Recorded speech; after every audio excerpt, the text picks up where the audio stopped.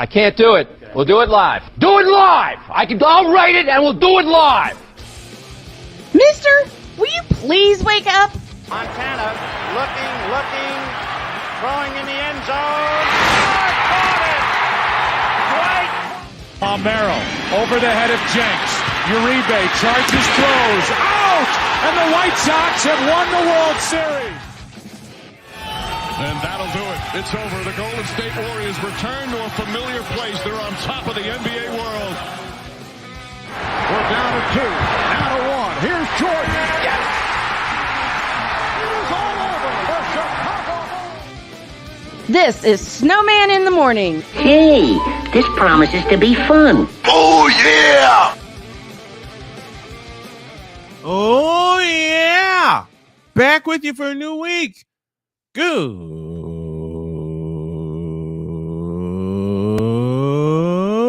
morning. Welcome to the Manic Monday edition of Snowman in the Morning. Happy Monday to you, A Pizzle. Nice stream, by the way, over the weekend. I want to do that. I want to do what you did and all that good stuff. How you doing? I'm here, ready to get the party started, but I want y'all to meet somebody. Colt,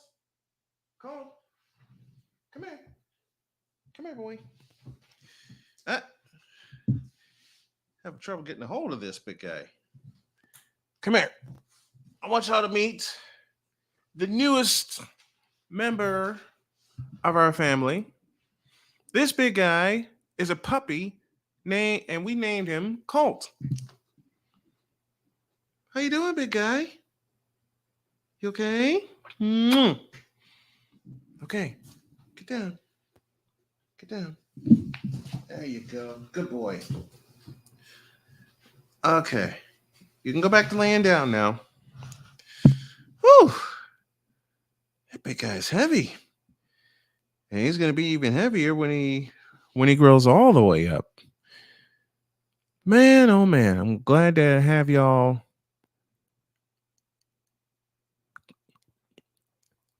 Glad to have y'all with me. R.I.P. to the great, the Macho Man Randy Savage. Yeah, absolutely. Yep, doggo, big doggo. So now we have 2 dogs and we have 3 cats, 2 of them belonging to my daughter. And this big fella is now settled under me. And I love it. I absolutely love it. We love having Colt, and y'all are going to love the whip around that we have in store. So, while keeping an eye on both my pups and keeping an eye on this, here we go to the whip around presented by Fanatics.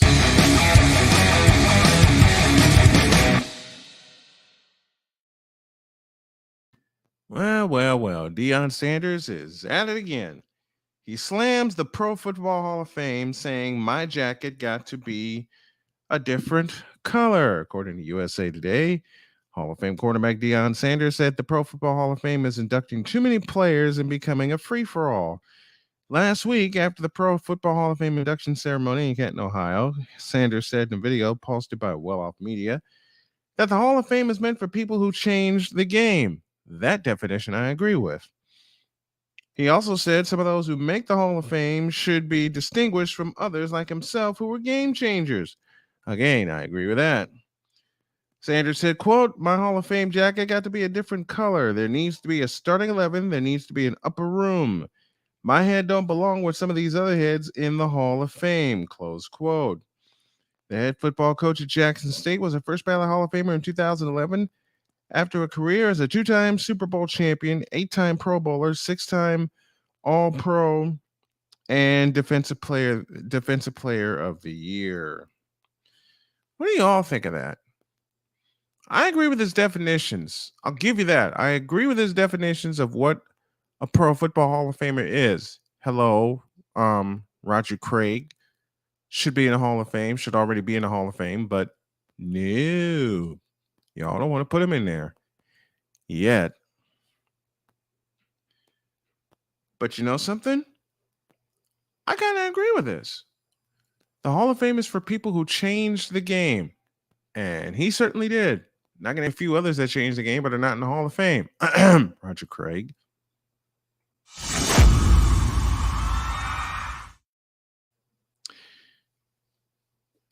Notre Dame's athletic director Jack Swarbrick says the coming Big Ten television contract with NBC is a quote-unquote perfect way for the network to complement its deal with the Fighting Irish, the richest deal in college broadcast television, in my opinion.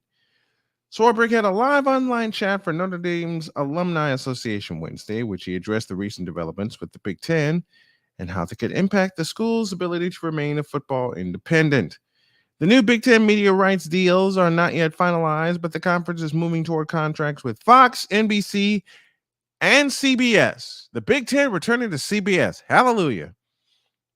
The league also has said it's having discussions with streaming services to televise its games. And for people like me and Jody who are on the go a lot, that helps. NBC has had exclusive rights to broadcast Notre Dame home games since 1991. The latest iteration of that deal runs through 2025. Oh boy, are they not laying the road for Notre Dame to, off the record, join the Big Ten? So remember in 2020 when they played an ACC schedule and lined up with the ACC because of COVID, because they had to play conference games. They are absolutely laying the road for the Big Ten and Notre Dame to become partners, especially now with NBC getting in the fray.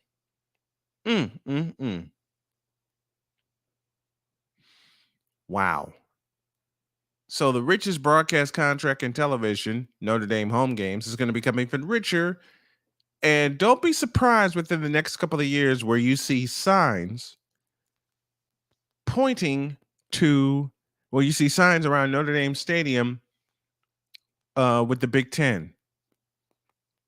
Don't be surprised. Do not be surprised. I see it coming.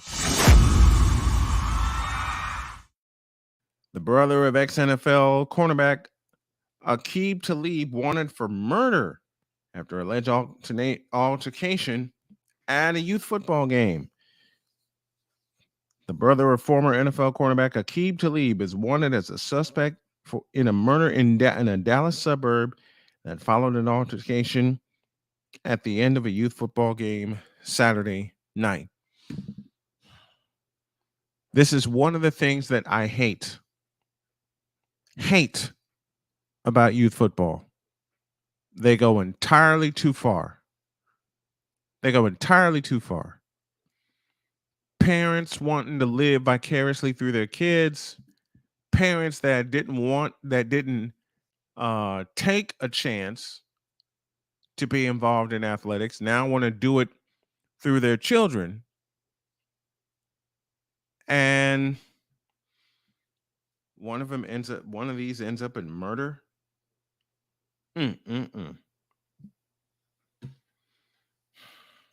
Well, Mr. Talib, I suggest you turn yourself in, because they will find you.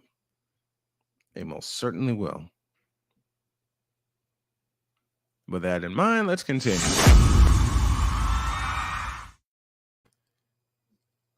Hit one for Uvalde. Alex Bregman honored that as Bregman hits a home run to honor as Astros honor Uvalde community. No matter how many a player records, hitting a home run is a special occasion for the Astros' Alex Bregman.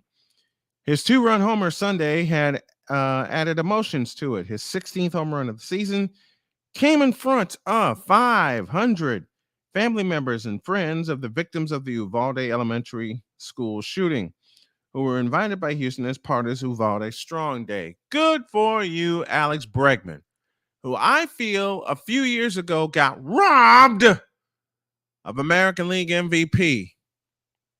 Now, I said it, and I meant it. He got robbed of American League MVP. Period.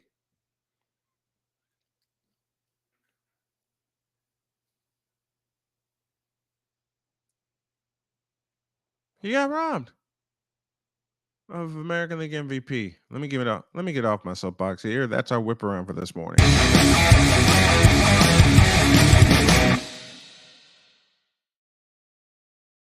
While I wait for my partner, we're going to take a break, and when we come back, let's see. Yeah, my list of my 5 greatest running backs of all time. I think y'all already know who's in it. Snowman in the Morning, back in a flash.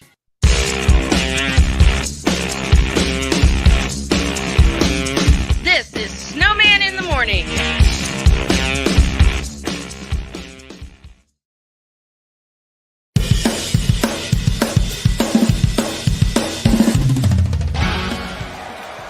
For Steph Curry, Tim Anderson, Yordan Alvarez. And it's caught! Deebo Samuel with the catch! Michael Jordan can sense. The throw just got the king! BS3 Network. The hottest of hot takes. The coldest of cold hard facts. This is Snowman in the Morning with Cole Johnson. Weekdays at 8 a.m. Eastern. Check your local listings for your viewing and listening pleasure.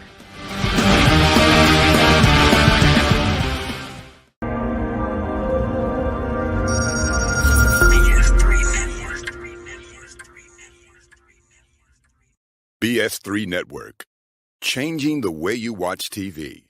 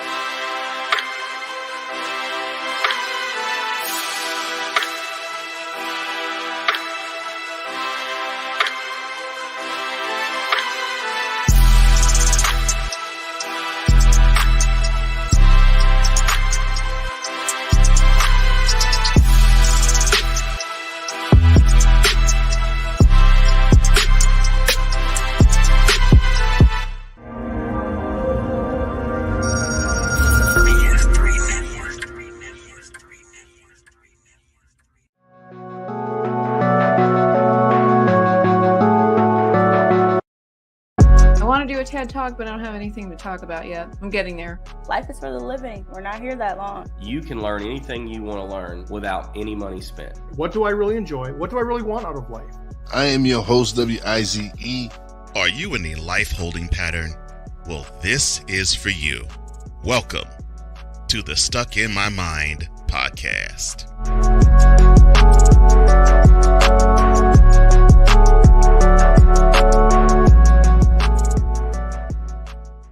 I can't do it. We'll do it live. Do it live! I'll write it and we'll do it live! Mister, will you please wake up? And again, the 1-2 pitch on the way to Saunders. Swing and a fly ball deep to right field. Bautista going back to the track to the ball.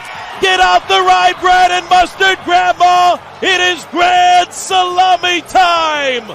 Michael Saunders with a grand slam home run, the first of the year for the Mariners. Here in the top of the 10th inning, would you believe it? And it's now the Mariners 9 and the Blue Jays 5. Saunders' second home run and as many at-bats. Holy smokes! And the Mariners lead 9-5 on the grand slam home run off the bat of Saunders. Dave D. House, that's for you, buddy. This is Snowman in the Morning. Hey, this promises to be fun. Oh, yeah. Can't wait. Are you kidding me? Do you believe it? It's the hottest of hot takes and the coldest of cold, hard facts. Every day at 8 a.m. Eastern Time. Hey, Toe Man, we're waiting for you. This is Snowman in the Morning. It is indeed Snowman in the Morning. It's the Manic Monday edition. And list of my 5 greatest running backs is on the way. But in a moment, we'll go back to the Fanatics feedback zone. And as I get ready for my partner to come in. So sit tight, because there will be a pair of us now. And before I get to my list, as I said, let's go to the feedback zone. And y'all got started early. Hey, Pizzle, happy Monday. Happy Monday to you and welcome. Thanks for tuning into it. I appreciate it. You did a good job. You did a good job. And doing that kind of stream gives people to experience what I've experienced for 25 years, which is doing play-by-play. I want to get to that. And hey, Pizzle and Victor Locke, I'm looking for your help to get out and garner some support for it. Victor Locke, my buddy from Chicago, R.I.P. to the late, great Macho Man Randy Savage. Of course, y'all met Colt earlier. I can definitely see his point. He was indeed on an upper echelon than most others. Absolutely. Talking about Deion Sanders. And then he greets a Pizzle. Every day above ground is great. You better believe it. I may be a little exhausted, but I'm here. I'm here and I'm enjoying you guys. I'm enjoying the interaction. Our feedback zone is presented by Fanatics. Go to officialsitmorn.com/fanatics. Start shopping, support your favorite player, no matter what the sport, and we'll get a little something for it, and so will you. I have to develop a better read for that. As I mentioned, Cole Johnson. I said Colt. Let me tell you all about Colt. This is a huge puppy. Yes, I said puppy. You know how big this pup is? He is almost 25 pounds. 24.6 pounds. And he's a mix. I'm trying to find there we go. We went to my wife went to get him Friday night. My son got his sister Jenny. And when she sent me the picture, man, oh man, I fell in love with that pup. And here he is. Here he is right here. And he is laying down very quietly. I'm stalling for time, waiting for my partner to come in. We got a prisoner of the moment. It's only preseason. Coffee with McCarthy coming up a little later. And I tried to make y'all see the overlay. I tried to make a few of these specific for the guests that we have. The guests that we have coming on. I think I finally know a way to do it. And I'm going to work on it for the rest of the week. And we'll see how we can do that. We will see how we can do that. How you guys doing this morning? You doing all right? I got a question for A Pizzle in the chat. How long have you been doing those live play-by-play reaction things for your Dolphins? Because I got to tell you, it's fun. It's fun to do, especially when you have the support for it. I tried it for a playoff game, and I didn't get much support for it. I don't know why that is. I don't know who said what, but who cares? My partner's here, Cole Johnson in the house. Good morning, sir. Good morning, sir. How are you? I'm tired, but I'm here. And I got a little puppy under me who's sound asleep. Oh, you're in a good spot. Okay. I'm in a very good spot. I showed Colt to the folks earlier. Yes, I named him Colt. Oh, trying to win brownie points with the misses. I got you. I understand. Well, one of the chief teams in the house is the Indianapolis Colts, but this is a big boy. This is big. Yeah, you're right. This is a big boy, and I can't run him. I'm learning about dogs as I go along because now I have two of them. Right. One of them is attached to this tug of war leash that I have here. All right, push the button. Let's get to the list. All right, here we go. I swear. Yeah, I know.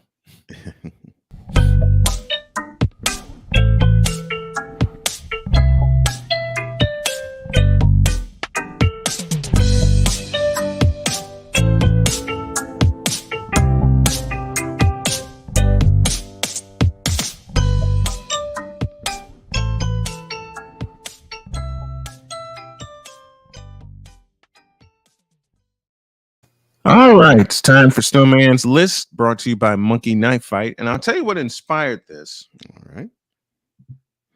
As I was, hit the button, perusing social media. Oh, you were, Lord have mercy. I purposely did this time. Okay. As I was perusing social media, I saw a top 5 running back list that someone said was the best of all time, and it included... Nice. No. Okay, why wasn't it so nice? Because it included Ezekiel Elliott. What? And Christian McCaffrey. What? Bitch, please. Thank you. I swear to it included Christian McCaffrey and Ezekiel Elliott. Bitch, are you for real? I wish I was joking. Lord have mercy. I really wish I was. Well, here's my list of my top 5 running backs of all time. All right. And I know people are going to argue with me. At number 5 is the great Jim Brown. Over 12,000 yards. Y'all know what he did at Syracuse. Y'all know what he did with the Cleveland Browns. Yep. No explanation needed. Basically at number 4, Hall of Famer Emmitt Smith. Mm-hmm. The 90s Cowboy, the running back of the 90s. The most prolific NFL rusher in the history of the sport. Yep. All-time rushing champion. Mm-hmm. Now, here's where I'm going to get into an argument with some fools. At number 3, Roger Craig, who should be a Hall of Famer. Well, I will definitely not argue with that point. He definitely should be in the Hall of Fame. He should be in the Hall of Fame. And committee, y'all will get it. I'm going to pray that y'all get it right. He's on the ballot. Veteran committee now. Yeah, he's on the ballot. Why do I put Roger Craig on this list? Because he did something that only Marshall Faulk and Christian McCaffrey had done, and that's a 1,000 season. The year was 1985, and Roger Craig was the first to do it. Mm-hmm. Now, 2 and 1 could be 1A and 1B. At number 2, Barry Sanders. Do we need to explain? The most exciting runner I've ever seen in my life. I mean, he was built so low to the ground.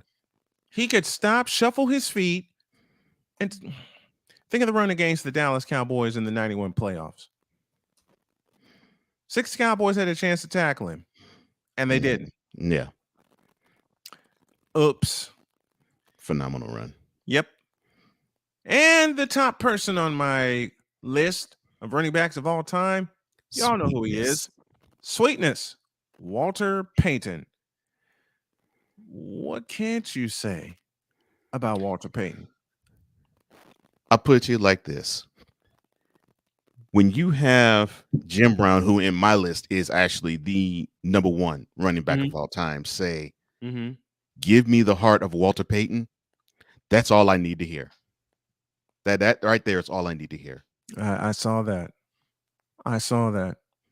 Absolutely, absolutely brilliant. Heart of a warrior, he said. Yeah, that's all I needed to hear. That's Snowman's list for today. And you can catch a list every day because believe me, I got a few things to get off my chest. Close it. Oh, good Lord.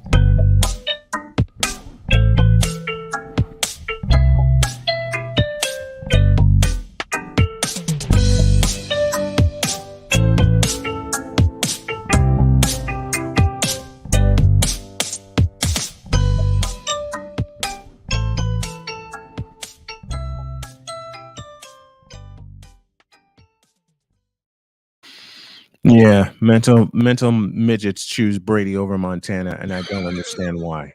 I really don't. I don't either. To the feedback zone. Saturday was actually my first one. Pizzle did a what's up, Pizzle? Play-by-play reaction when his Dolphins played the Buccaneers. Victor Locke loves Zeke, but ain't no way he's at that level yet, and I don't think he'll ever. And I don't think he'll ever get there. Same, and I agree. Unless he's with another team. Victor Locke again. Barry Sanders, my favorite Lion. Yep.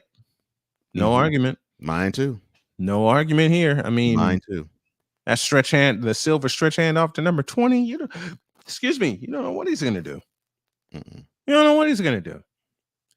And A Pizzle one more time. Very solid list. Thank you. Yeah, it is a solid Thank you. list.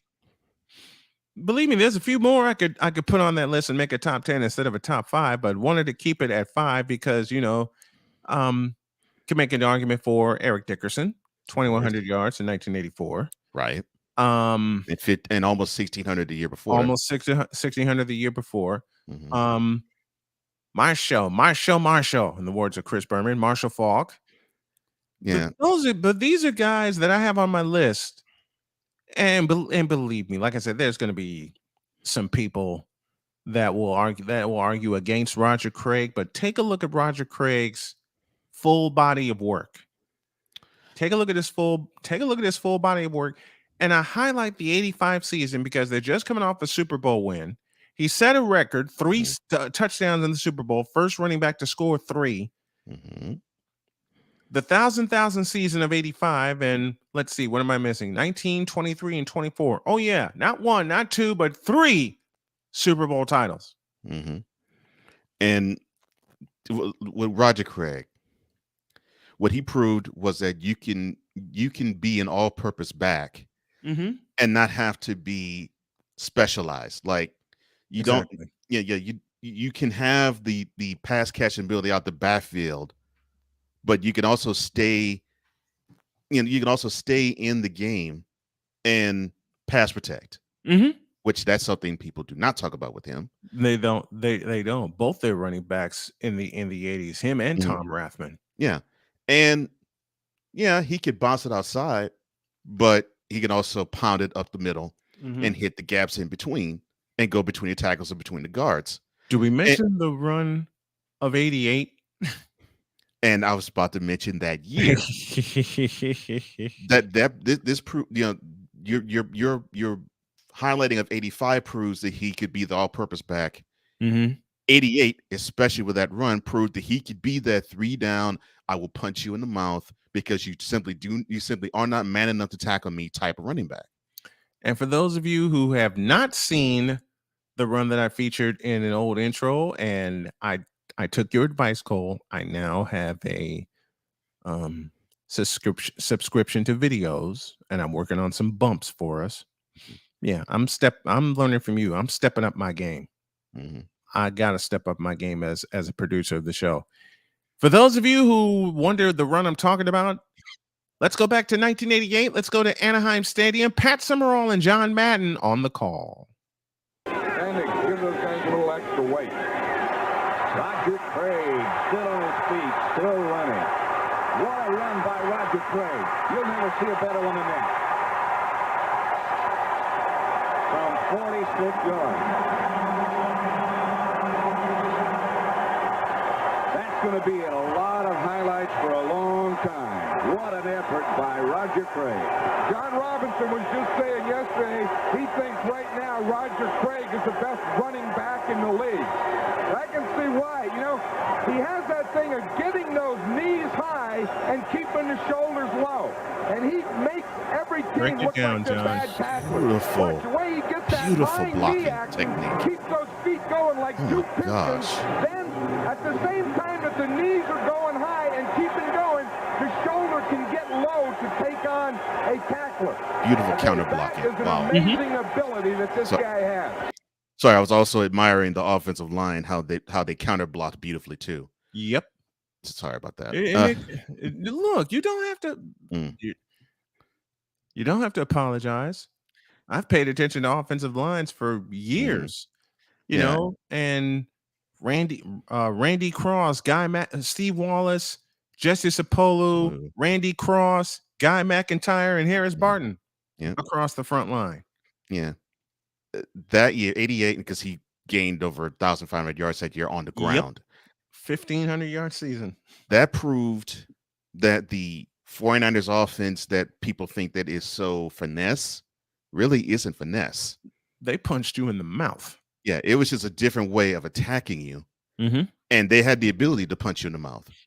And actually, the West Coast offense runs best if they could set up to punch you in the mouth. Kyle Shanahan, hello. That Kyle Shanahan, hello. And when Elijah Mitchell, I will make a bold prediction right now. That'll be my list. That'll be my list tomorrow, and this will be on it. Bold prediction for the NFL season: Elijah Mitchell will eclipse 1,000 yards. We came very close last year, and he didn't play all 17 games. No, I think he had 936. I was saying he came very close. Yeah, and he didn't play all 17. So he didn't. He'll bust 1,000. Matter of fact, I think they'll have 2 running backs that'll bust 1,000 because Trey Sermon's going to get some carries. Now that would be scary if they can get 2 backs running that get over 1,000. Ooh. To the Fanatics feedback zone, and here we go. Oh wait, hold on before you continue. Yes, because I eyed that one. I don't remember asking you a thing. Oh, thank you. This is Rod messing with us, and I love that he messes with us. He puts Adrian Peterson on his list. Solid, sound running back. Love his style. I can't really, in my list, I can't really put him top 5 yet. I would love to, but I really can't put him there yet. Because my top 5 is Jim Brown, Walter Payton, not in this order, but Jim Brown, Walter Payton, Barry Sanders, Emmitt Smith, and number 5, you could do Falk. You could do, you could do Falk. You could do Dickerson. Either one of those two, it don't matter. I take either one. Peterson, he can get to 5, in my opinion, but I'm not sure to put him there quite just yet. Right. Rod Uncensored Podcast with this. His 5 goes Adrian Peterson, Frank Gore, Ricky Williams, Roger Craig, and Barry Sanders. See, that's a fraudulent list because there's no sweetness. There's no Walter Payton on that list. Ricky Williams. Okay, he was okay. He was solid for a couple of years, and then Mike Ditka got a hold of him. Mm-hmm. I don't need to explain the rest of that. Yeah, stressed him out, left the league, came back as a Dolphin. He actually ended up being better. Mhm. And Gore, basically, he was just that lunch pail running back. He just was like, I'm not going to cite you. I don't have the breakaway speed, but I have some speed. I don't have the power, but I got some power. I don't really have the best of hands, but I got some hands. Mm-hmm. He did everything a running back could do pretty well, but not one thing could you say, yeah, that is what he does better than anything else. Yeah. And then Victor Locke, a thing of beauty when the O-line comes together. That O-line for the 49ers from, I think they were together 5 years. Yeah, it was at least a second half of the 80s. Mm-hmm. At Second half of the second half 80s, yeah. you could depend on that line. Yeah. You could depend on that line. Oh God. Hey Pizzle, you are so true with this. You are so true with this, hey Pizzle. Damn! And what am I talking? That is beautiful. Hey Pizzle said Ricky Williams would have been top 5 all time if he would have Stay off the weed. You get nothing. You lose. Good day, sir. And that's to all you trolls. Because when we do this, there are some trolls, folks. Lord, there are some trolls. All right. McCarthy is ready. Hit the intro.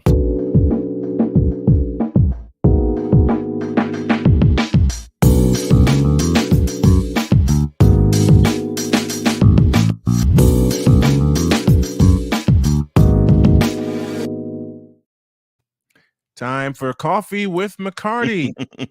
And as he guzzles some down, Ryan McCarthy joins us this morning. Good morning, my friend. You're muted. As he is on mute. Oh, there we go. There we got it. Good morning, gentlemen. How you doing today? Doing good, man. Doing good. How are you? I was getting so into the music that I forgot to unmute my mic. Are you fueled up now? Because we saw you guzzling a moment ago. Oh, I'm caffeinated and hydrated. I'm ready to go. Caffeinated and hydrated. Gosh, that was beautiful. How he was just in ready mode with the coffee mug in his mouth, drinking and sipping. That was beautiful. Do you know what they need to? Do they have 30-ounce mugs? Because I'm trying to find one and brand it. Because I got with a this, handle, but I got this, but this is my wife's. I want to get one of my own, and I'm gonna brand the daylights out of it, as Cole taught me. Product placement. Yes, absolutely. Mm-hmm. Yeah. All right. Ryan McCarthy joins us. It's Coffee with McCarty. You can see and hear this every Monday. What's on your docket today, sir? All right, a couple things on my docket today. The first thing I want to do is give a shout out to my hometown, Albany Empire. Albany Empire. I love who won the National Arena League Championship this past Saturday rather convincingly. It was not a game. Well, it was a game. It was a beatdown of a game. It was until it kicked off. It was yeah. It was 34-7 at halftime. The final score was 47-20. Did not indicate the complete, just total annihilation that the Empire put on the Carolina Cobras. Want to give, I want to just say with the National Arena League, they're actually moving things up. They actually announced 2 expansion teams for next season. Mm-hmm. They'll have one in Fayetteville, North Carolina. They announced the team name this past weekend. Yep, they named the team this past weekend the Fayetteville Mustangs, and the West Texas Warbirds will be joining the league in 2023 as well. So they're an independent. I guess they're an independent. Me and Fayetteville may have a conversation. Where in West Texas? That'd be interesting. That's Odessa. And I was thinking either Midland, Odessa, or Lubbock, but I was thinking Midland, Odessa. Okay. Yeah. And what's funny is that the West Texas Warbirds, looking back in arena football history in the Albany area specifically, they in 2001 we were supposed to have an Arena Football 2 franchise in Albany. They were supposed to be named the Albany Warbirds. Okay. And they were supposed to announce the team name on September 11th, 2001. Oh, and obviously with what happened transpired, all that got shelved. And they had to rebrand and redo the colors, the new scheme and everything. So they became the Conquest. So, but it's just interesting that a team named the Warbirds is going to be playing against Albany next year, which is sort of interesting. So, also want to give a congratulations to the Northern Arizona Wranglers. Again, they haven't. I mentioned this a couple weeks ago on the initial installment of Coffee with McCarthy. They have a connection to the Albany area as well, in that the head coach Les Moss and the defensive coordinator Rob Keefe were coaches with the Albany Empire in 2018-2019. Keefe was the head coach and Moss was the offensive coordinator, associate head coach. This time around, Les Moss is the head coach and Rob Keefe is the defensive coordinator. They won the Indoor Football League championship on Saturday night as well. So big congratulations to the both of them. Both teams, Albany Empire and Northern Arizona Wranglers. So it's if you get a chance, check out both games. Actually, they're on YouTube. Actually, they're both their leagues play their games. They broadcast their games on YouTube. So it's forever on replay. So check them out. Like I said, I may have a conversation with Fayetteville's new team. Yeah, find a couple of acres there. Yeah, interesting about Fayetteville. That, of course, is near a wonderful place called Fort Bragg. Yep. Most certainly is. You can probably even have an Army affiliation if you get so fortunate. Yeah. And the one thing I'm asking for, I'm hoping to get Commissioner Chris Siegfried from the National Arena League on my podcast soon enough. I really want to see expansion more north, because the team that has to travel the most miles in this league, in the National Arena League, are the Albany Empire. Yeah, they have to travel the most because all the teams are either south or the southwest. And I'm hoping that in 2024 they get an expansion team or two somewhere in the Northeast or the Mid-Atlantic region. That way, the Empire will have more of a regional rivalry. Although you could consider the past butt kicking that the Empire gave Carolina this week after being swept by the Carolina Cobras this season 3-0. How interesting. And now it's 3-1. and they get even. Yeah, that's the best way to get even, is win the championship by beating the team that swept you in the regular season. Oh yeah. You said to me in a message that you have a football trivia question that no one has ever asked. Lay it on us. I don't think anyone's ever asked this question. Now, there are 10 quarterbacks in Super Bowl history who did not attend a Power 5 conference school. That's Big East, ACC, Pac-12. Well, you can kind of consider them Power 5, SEC, and Big 12. Can you name those quarterbacks? I can tell you one of them's Phil Simms. I can tell you another. I can tell you another one is Doug Williams. Yep, that's two. Out of Grambling. Yep, that's two. No, Joe Willie attended Alabama. That's SEC. Right. Yeah, the first three Super Bowls were won by quarterbacks from Alabama. Bart Starr went to Alabama, and Joe Namath went to Alabama. And the same with Kenny Stabler, so that scratches him. Yeah, so scratch Ken Stabler. Yep. So you got 2 out of 10 so far. Shucks. I would say Jim Plunkett, but he played at Stanford. Nope, played at Stanford, Pac-12. That's Pac-10. Let's see, Bob Greasy. He played Purdue. at Michigan. Oh, Purdue. Oh, Purdue. Brian Greasy went to Michigan. Yes, Brian Greasy. Greasy. That's right. His son. Kurt Warner. That's right. Kurt Warner. Thank you, A Pizzle. Kurt Warner. Okay. This is a good one. Steve McNair. Alcorn State. Oh yeah. Oh, he went to the Super Bowl. He didn't win a Super Bowl. Winning quarterback. Winning quarterback. That's actually I think that's the only Super Bowl where two FCS teams, FCS schools had quarterbacks from their Super Bowl 34. 34. Terry Bradshaw. There you go. Right. Yep. Terry Bradshaw. Yep. He went to Louisiana Tech. No, that's a Tech. Oh, the greatest of all time. Joe Montana. No, he went to Notre Dame. But they're not affiliated with a conference. Oh, that's true. That's true. They're not affiliated. They're not, I talked about it this morning. They're not affiliated with a conference. I so think of them as being loosely tied to Big That Ten. or the ACC or ACC. But I totally forget. By definition, Brian, you're correct. Here's an answer for you. Yeah, Brett Favre, good one. Brett Favre. Yep. Out of Southern Mississippi. So yeah, actually, this list has increased to 12. I forgot about Joe Montana and Terry Bradshaw. Forget about the greatest man. No, I'm kidding. All right. Let's see. There's Brett Favre, and I got a puppy under me. Let me see. Jim Plunkett. No, that he's Pac-12. Okay. Oh, Roger Staubach. Roger Staubach. Yep. Navy. Yep. Navy. So we're at 6. We're at 6. Let's see. Hey, you seen I'm doing this on top of my dome. I ain't going Google. Good. Thank you for that. I'd say Marino, but that's no, Marino's Pitt. That's Big East. How about Joe Flacco? At the time, Pitt was an independent. At the time, they were independent. And Marino never won a Super Bowl. But he never won a Super Bowl. Never won. But Joe Flacco did. He did. Joe Flacco's on that's another one. Delaware. That's 7. Delaware. Yeah. Shucks, man. Okay. Well, John Elway gone. Stanford. Can't say Russell Wilson. He played at Wisconsin. He played and North Carolina State. And North Carolina State for a hot second. Right. A very hot second. Yeah.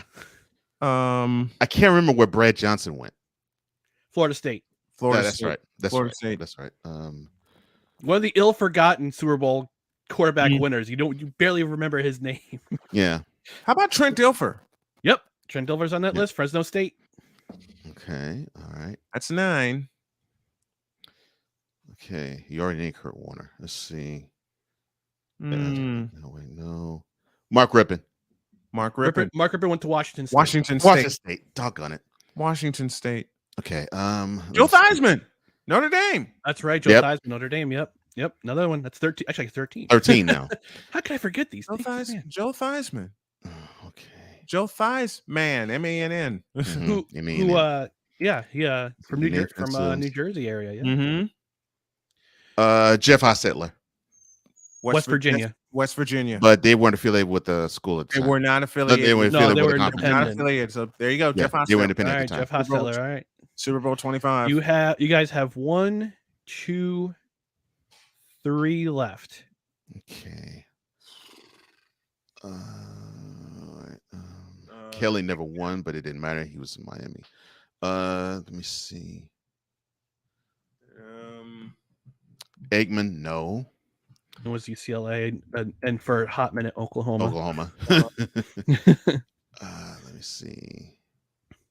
Favre was already named. Warner was already named. All right, I'll give Steve Young. Steve Young. Yep. BYU. Steve Young. Yep. I was all in that decade and totally skipped 94. I don't know how I did that. Shame on you. As much was as it a bad year, Cole? It must have been. Although I turned 21, it must have been. Yeah. Oh man. Okay. All right. There's 2 more. There's 2 left. All right. And these are Super Bowl winners. So Jim McMahon. Actually, yep, Jim McMahon, Jim BYU. Actually, Jim technically, there's 3 because this school is not affiliated with the conference at the time. Okay. How about this one? All right, Jim McMahon. There's 2 more. So you got 2 more. No, can't do. No, 16. No. So yeah, Manning, no. No. Peyton nor Eli gone. Let me see. Doggone it. This is a good. Ben Roethlisberger. Ben Roethlisberger, Miami of Ohio, Max University of Miami. Yep, Miami. Now you got 1 left. 1 left. Again, they were not affiliated with the conference at the time, but now they are. They're in the ACC. Wait a minute. It can't be. They're in the ACC. Current members of the ACC. Currently. They were a past member of the Big East. They were independent at the time. Past member of the Big East. Oh, I'm stumped. For once, I'm stumped. I've stumped the snowman. You stumped the snowman. You should be proud of yourself. I owe you some coffee, my friend. Okay. All right. Let me think of all the winners. Brady, Flacco. Len Dawson? Len Dawson? Len Dawson went to. Oh, shucks. Len Dawson went to Purdue. Doggone it. Big Ten. Okay. You're very close, though. It's the same era, same Super Bowl era. Very close. How about Earl Morrall? Earl Morrall was Michigan State. Okay. Doggone it.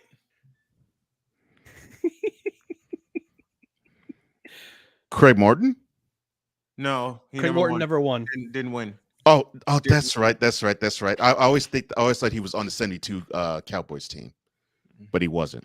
Oh no, he did win because he was on the 71 team. And they beat Miami. He didn't start, but he was on that team. Beat Miami 24-3. Right. Yeah. Roger Staubach was the quarterback Oh, of the team. gone.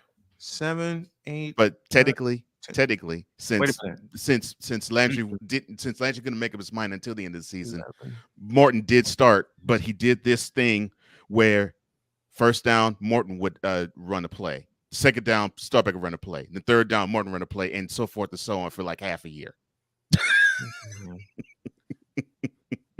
I see smoke coming out of the snowman's ears. Colt better bark at him before.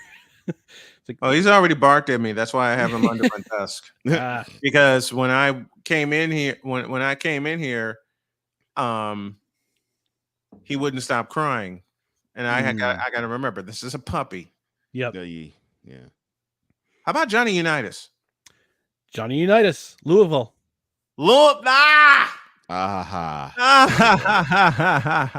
job, A Pizzle. A Pizzle came up with that one. Johnny Unitas. I was right. But I'm with Right you also, in A there, Pizzle. Wonderful question, brother. Wonderful question. Great question.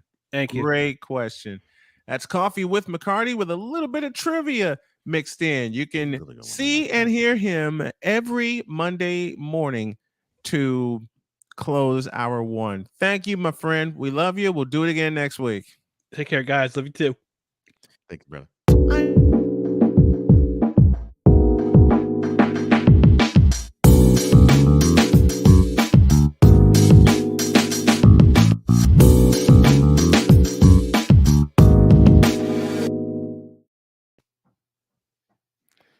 Man, that was a great question. I love that one. Yes. That was a great question. Because I wouldn't have thought of Johnny Unitas when he gave that clue right around the same era. Right around the same era, I wouldn't have thought of that. Yeah, I wouldn't have either. Oh, sorry. I wouldn't have thought of Johnny Unitas. All right, make the intro because we got somebody. Yes, we do. At the position of smoking the bong, number 420, Wise El Jefe. Number 420. What's up, man? What's going on? How's everybody doing today? It's a Monday, brother. It's it's Monday, right? Well, for me, technically, it's Wednesday. It's a Wednesday. Yeah. Well, yeah, I saw what you hinted at Friday, sir. It will be part of a commercial bit one of these days. I haven't come up with the spot yet. So he sent you the clip. So he sent you the clip. He did. You know what? Folks, I'm gonna make a bit out of this myself. We just happened to post No Credentials Required at 8:30 tonight on the No Credentials Required YouTube channel, as well as Belly Up Sports. Check out Mr. McCarthy. Wonderful. Definitely. Me and Ryan got a link. I just happened to catch when we came back from a break. Yeah, he caught me at the wrong. Yeah, he caught me at the time. Why was just sitting there? He was just sitting there, and you could tell his eyes were like glassy even through the glasses, and all of a sudden we see the result of the video. No, it was hilarious. And I saw that, and then I was going to tell Cole what happened, and Y said, "No, just cut it and send it to him." Just cut it and send it to him. So I did. I made sure after the show that I did cut it and I did send it to him. To the Fanatics feedback zone, really quick. Let me welcome one of the OGs in the YouTube game, DGS. Thank you very much for joining us. The playmaker in the house, guessing Doug Williams. That was one of the first that we guessed. Yeah. Roger Starbuck, we got that one. And A Pizzle finished the list for us with Johnny Unitas. Yep. And that's one for Linwood. Yeah, it certainly is, Victor, because Victor and I used to do summer baseball in a place called Linwood at Ho Chunk Baseball Complex, and we always had trivia questions. No matter what the sport, we had trivia questions. F Holiday in the house says salute, brother. Thank you. Same to you. Big shout out. And I got Cole. Come here, boy. Come here, buddy. And Wise, I want you to say hi. Come here. Yeah, he's not referring to the NFL franchise when he says Colt.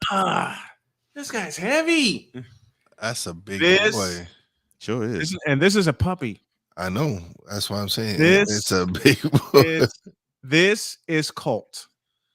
Mwah. This is Colt. This is the rambunctious puppy that I hear at 5 o'clock in the morning saying, take me out, take me out. So I figure the only way I can keep him silent, because y'all would have heard him all morning, is to have him with me. So we're going to start hour 2. I'm going to take this big fella out for a little bit. Can you say hi, Cole? Wait a minute. Let me get him in the camera here.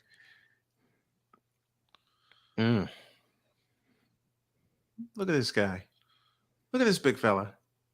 It's cute. It's a big every time he's held or he sits in my lap or my wife's lap, he's like very nice. So I'm showing him a lot of love today.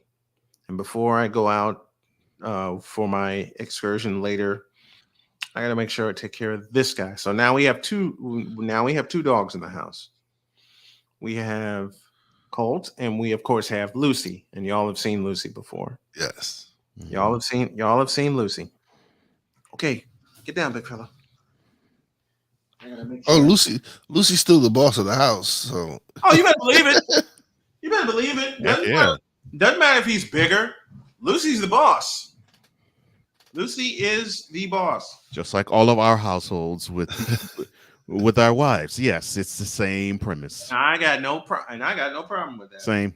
Sit. Good boy. Good boy. Wait, come up here. This is me wrestling with Colt right now, so I can get him in a good spot where I can be close to the microphone. All right. Okay. I'll direct Cole by saying hour 2 of this rambunctious program starts right about now.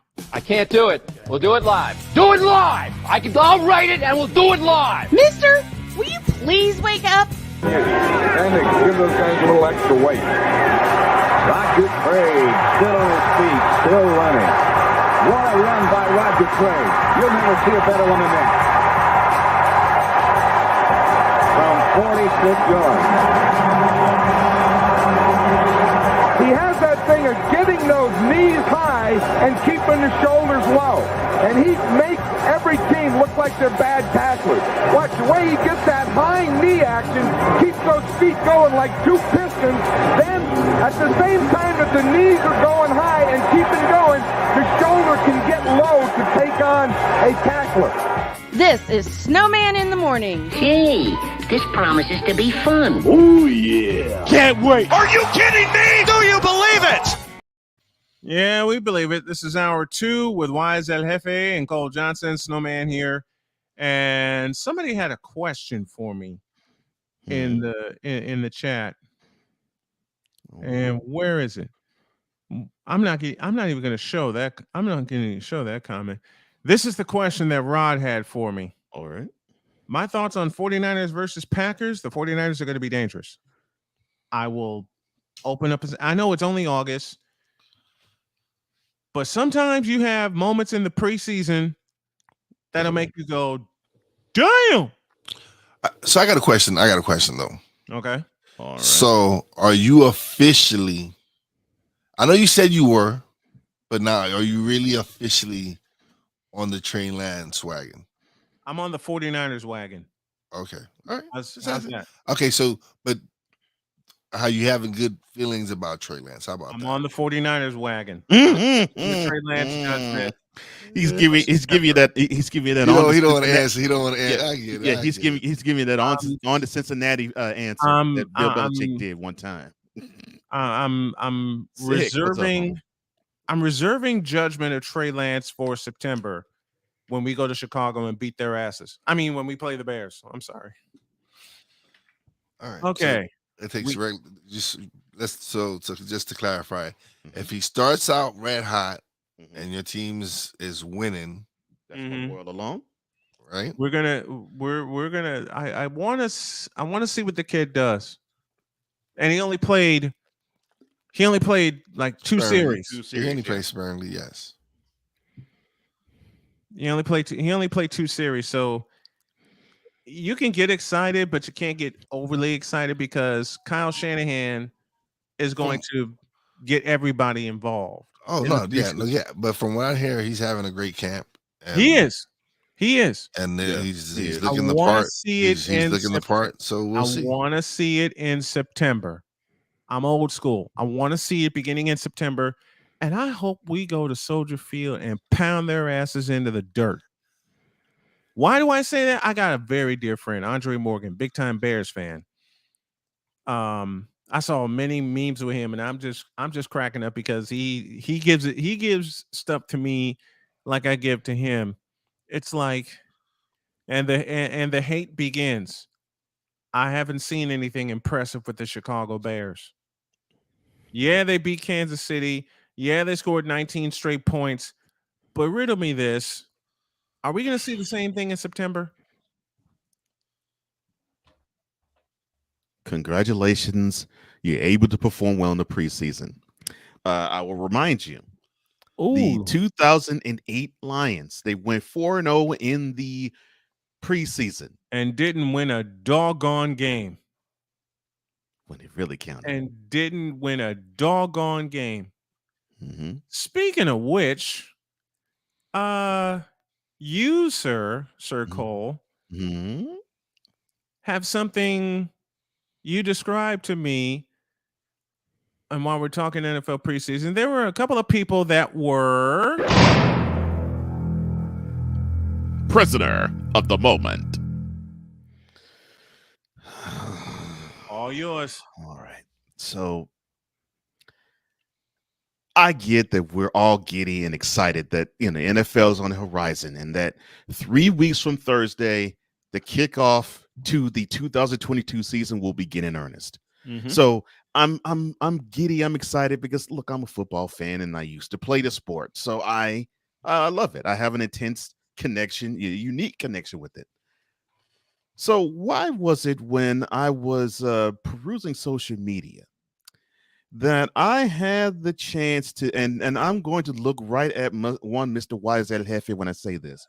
Why was it that I ran into Giants fan who, after the 23-21 victory against the Patriots, said on social media, quote, "The Giants rule over the Patriots." Close quote. You did not say that. And then I saw a picture of Patrick Mahomes in drop back fashion, getting ready to throw a pass. And the chatter or the original post text above said, quote, and see, this is what you MFers were talking about. You said that the Chiefs were going to suck, but the offense is on time because of Patrick Mahomes' efforts of 60 yards, 6 completions, and a touchdown. Close quote.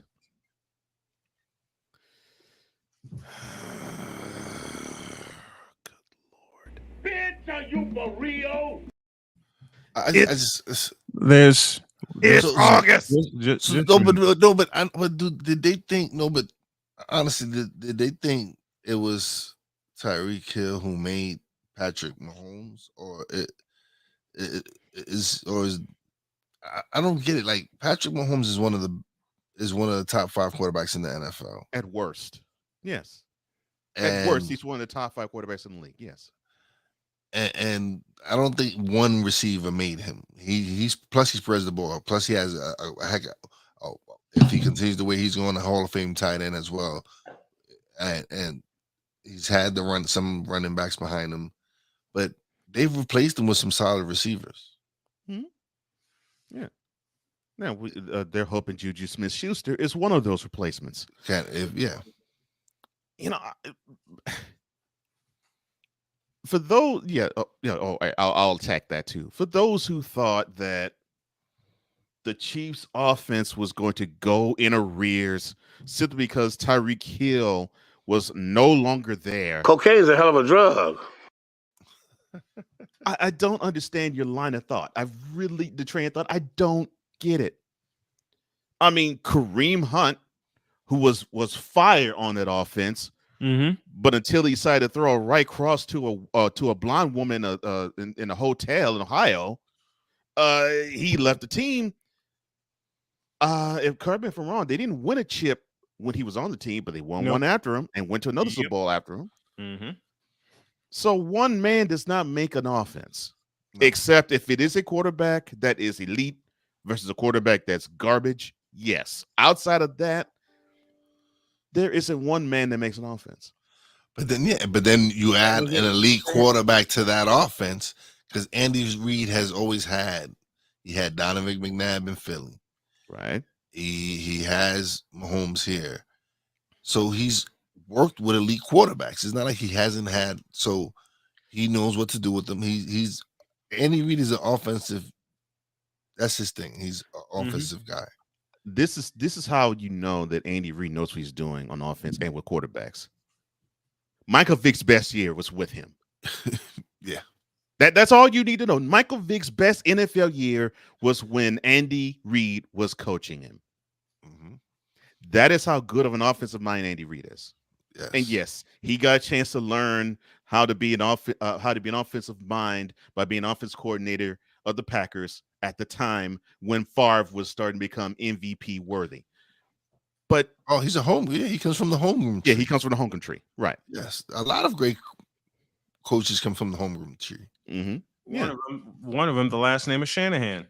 Yeah. You know, so I get the excitement. Seriously, I do. But it's August. AUGUST. It's August. Come to me 1 month from now where you actually have a game where your team plays that counts, where you actually see your starters play just about all of that game, if not all of it. Because, correct me if I'm wrong, gentlemen, there wasn't a game the NFL has played yet in the 2022 season, in the preseason, I mean, where all the starters played in the game. So come to me when every starter plays most of the snaps in one game and you get a chance to get a gauge as to how your team operates, and then give me the Giants rule the Patriots. And come to me and and you said the Chiefs offense sucks. F y'all who believes it, and here's the proof. So and I add to that. Cowboy fan, come to me when y'all are sitting on top of the NFC East, which ain't gonna happen, with games to spare, and you actually learn your offense. Oh, yeah, and also Cowboys fan, when you decide to lobby for those who you feel are due hype and praise, learn how to spell. Because Mr. Dakota Prescott, he will not go to the Hall of Fame. Oh, this is Listen to this one. Listen to this one. Listen to this. And this is my cousin, and I love him. I love my cousin, but I had to blow him up. So he goes and he makes a comment because he's a Cowboys fan. He goes, "Oh, if you add up the Giants and the Eagles Super Bowl, we still got more than y'all." I'm getting too old for this. Same here. So wait, hold on. So you know me. He's my cousin, so I had to blow him up. I had to blow him up. You had to blow him up. I had to blow him up. I said, your cuz, I love you and all. But the Giants have 4 Super Bowls. The Eagles have 1 Super Bowl. That is a total of 5 Super Bowls. 5 and 5 is the same. Yeah, it's kind of even to me. Right? Right. So then I had a, and the funniest thing was I had a Steelers fan chime in, and he goes, "Oh yeah, y'all still one less than, so y'all still ain't get up to us." And my cousin recognized, "Oh yeah, we're 1 less than you." So obviously he knew the Steelers had 6, so that means he had 5. So I just had to let him know. I said, cousin, Giants 4, Eagles 1 is 5. And the Cowboys at 5 have been there since January of 1996. Bro. So when I when I saw that, I was just like, oh yes. And he's like, don't worry about my team. Worry about worry about Saquon and them. I was like, it's not my fault. I caught you there. You don't know how to add. I also had to chime in. I said, what can you expect from a Cowboys fan? And he kind of January 2022. There's your answer. What do I expect from a Cowboys fan? Not all, because there are a couple in this chat. I don't expect this from you all because you actually have the sense God given that and then some. No, what do I expect from Cowboys fan? I expect this. Dak is a Hall of Farmer. Passer. P-A-S-S-A-R. Wait. Completion. Bottom line. C-O-M-P-L-E-I-T-I-O-N. Or C-O-M-P-L-E-A-T-I-O-N. Stolen. S-T-O-A-L-E-N. That is what I expect from Cowboys fan. Well, you expect you. Believe me, I expect no less from them. I don't have high expectations for Cowboy fan to a spelling bee. I don't have high expectations. Listen, my Cowboy fan don't even know how to add. That's what I'm saying. My Cowboy fan didn't know how to add. So, and this is my family. Lord have that says a lot, right? There. I love my cousin. Along with math, big shout out to Marvin too. Yes. So along with math, unfortunately for many of you Cowboys fans, English, do you speak it? And a lot of Cowboy fans are Tone deaf.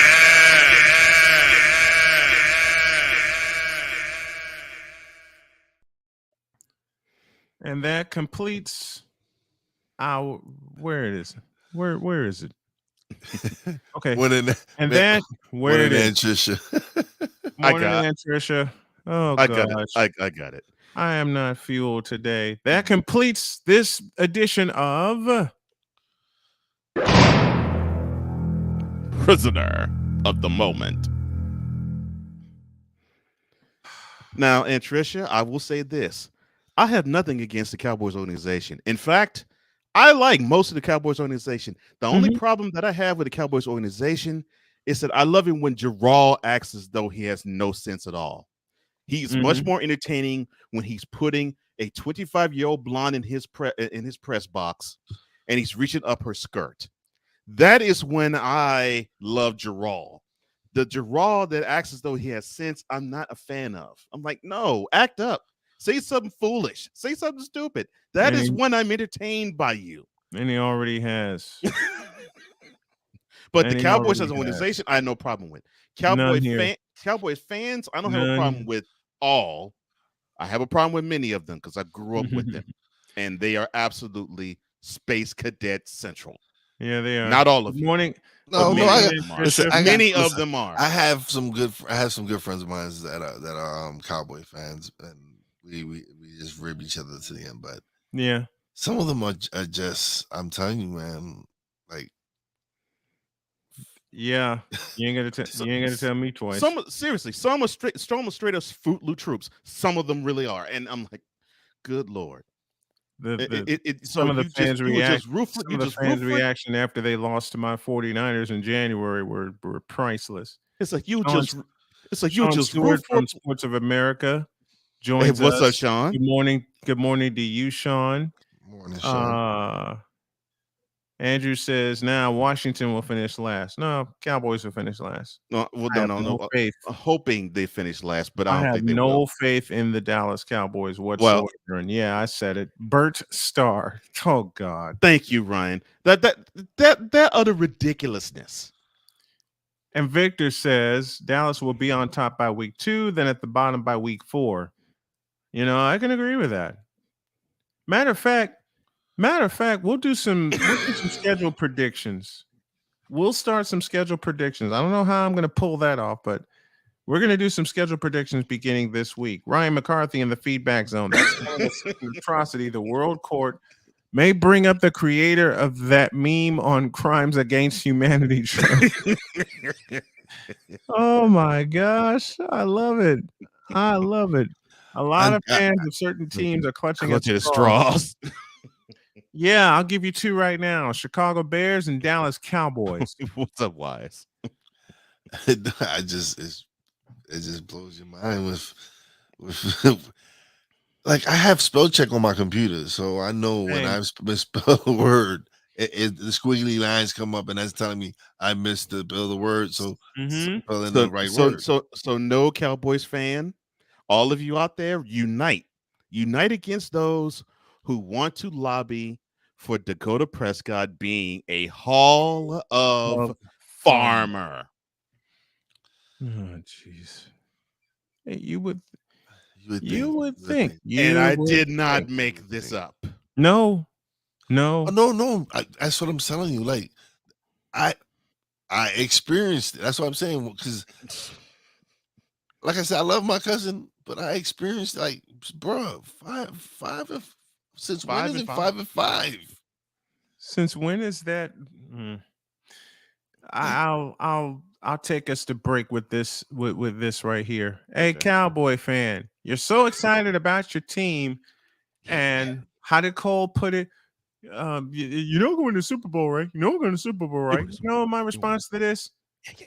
You know my response to this, Cowboy fan, is this right here.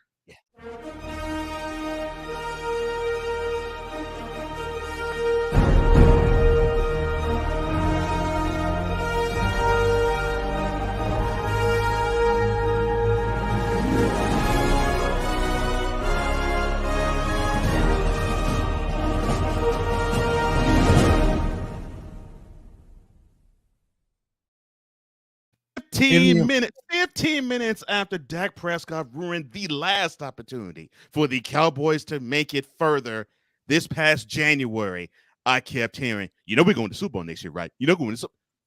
You just lost the opportunity to win this one.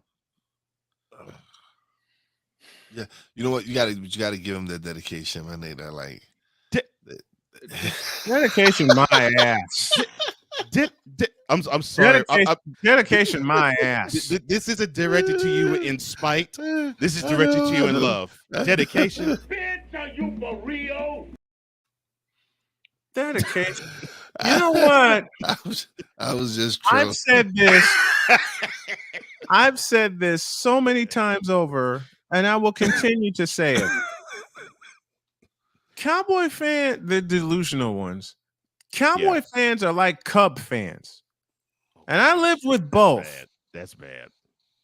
I lived with a diehard, delusional, back-asswards Cub fan, where all he knew about baseball was Harry Carey and beer and food. Everybody, Don't do it. Me out to say. And he couldn't. Copies. Cause it's hey,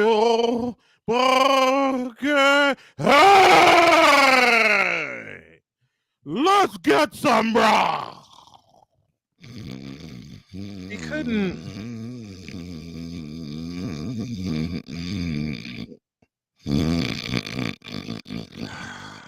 Okay.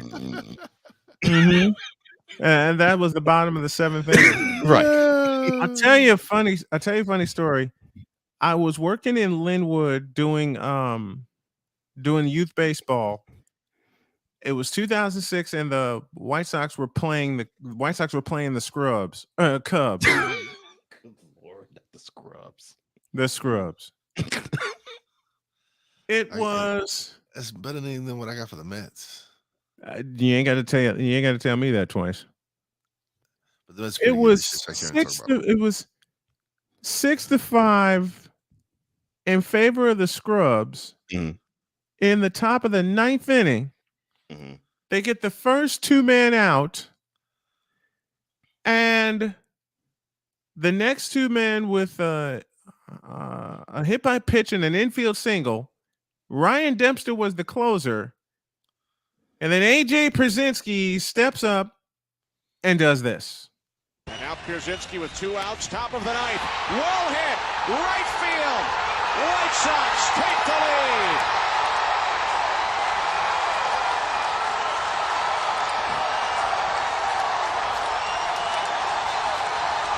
AJ Pierzynski says, take that, Cubs fans.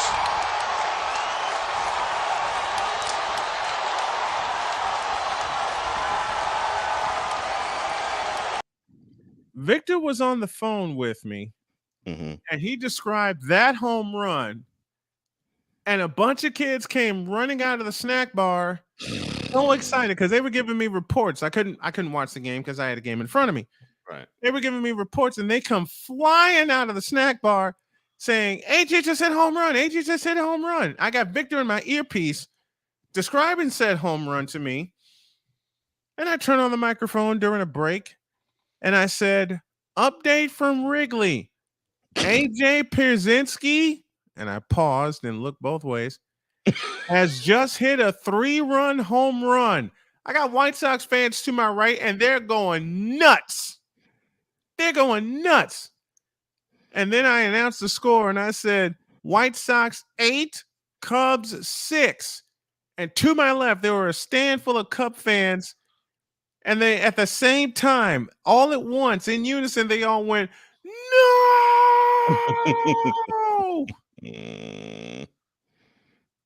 I celebrated with some beer that night. So I'm assuming that the next batter, I can't think of oh yeah. Now coming up to the bat, number 35, Frank Thomas. Way to go, Sammy!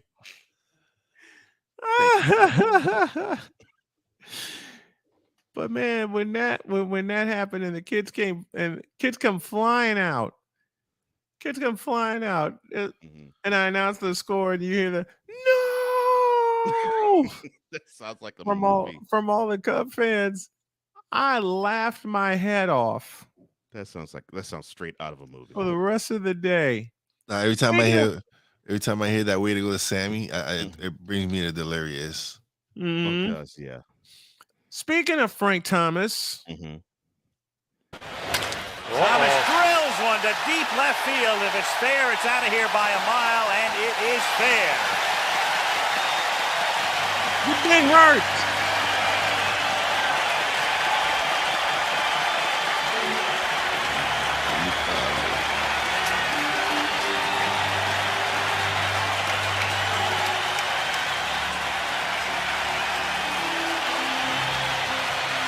And that was at the new stadium in Texas, where he became the first White Sox player to hit a home run in an All-Star game. And now there's a newer stadium, newer ballpark in Texas. With nobody in it. Oh, did I say that? Thank the Lord. Did I say that aloud? I'm glad you did. Because there's nobody that goes to that joint. I'm glad you did. And I said it right. Nobody goes to that joint. I mean, it hosted a World Series, and that was the biggest crowds they ever got. Yeah, I mean, it's not far from Jerry's World, so it's not that the area doesn't know where that ballpark is.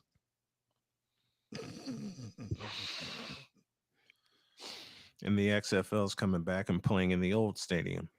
Oops! How crazy is that? How nuts is that? How nuts is that? They announced all the stadiums for teams. We'll have Sam on to discuss that on Friday. Cool. All right. We'll take a break. All right. And then Jay Spivey comes on at the bottom of this hour talking about Homer broadcasters. And there's one I'm going to throw under the bus, a Mack truck, an Expedition, a Suburban, and a few other things. That's all next. With YSL Jefe and Cole Johnson, I'm the Snowman. We're back in a flash.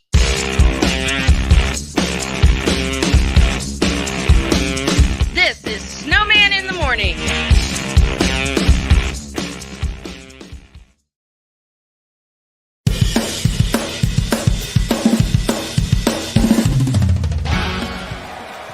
Of course, Steph Curry. Tim Anderson. Yordan Alvarez. And it's caught. Deebo Samuel with the catch. Michael Jordan can sense The Fro just got the king. BS3 Network. The hottest of hot takes. The coldest of cold hard facts. This is Snowman in the Morning with Cole Johnson. Weekdays at 8 a.m. Eastern. Check your local listings for your viewing and listening pleasure.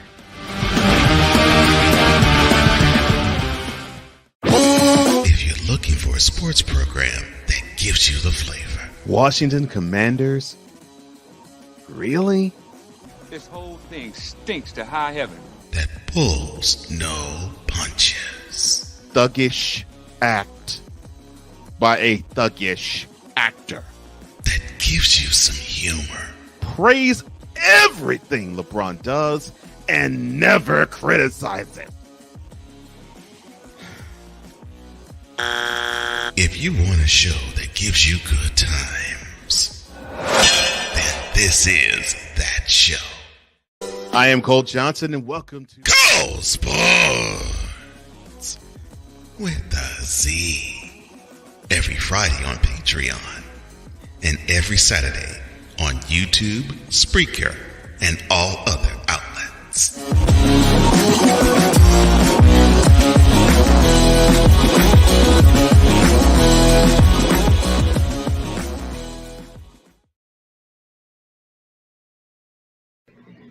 LeBron James is trash as a basketball player. wow. I will say that one more time. You said it so easily. I've been saying it for 20 years. It just came fluidly out of your mouth, like it just flowed like waters of the of a fall, just dropping off a cliff. Oh, you mean this sentence right here?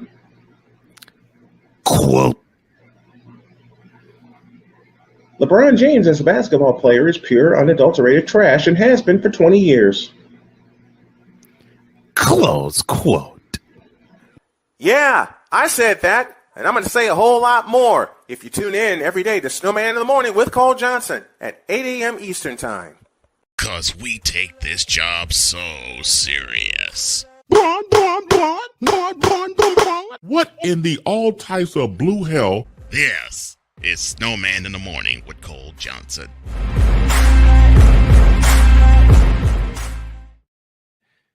Please play that again. Please play that again. 'Cause we take this job so serious. What in the all types of blue hell? This is Snowman in the Morning with Cole Johnson.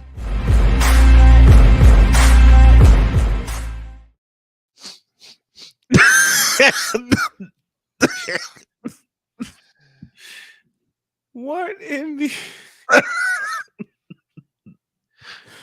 Give it to me one more time. Oh my god. Oh my god. Because we take this job so serious. What in the all types of blue hell? This is Snowman in the Morning with Cole Johnson.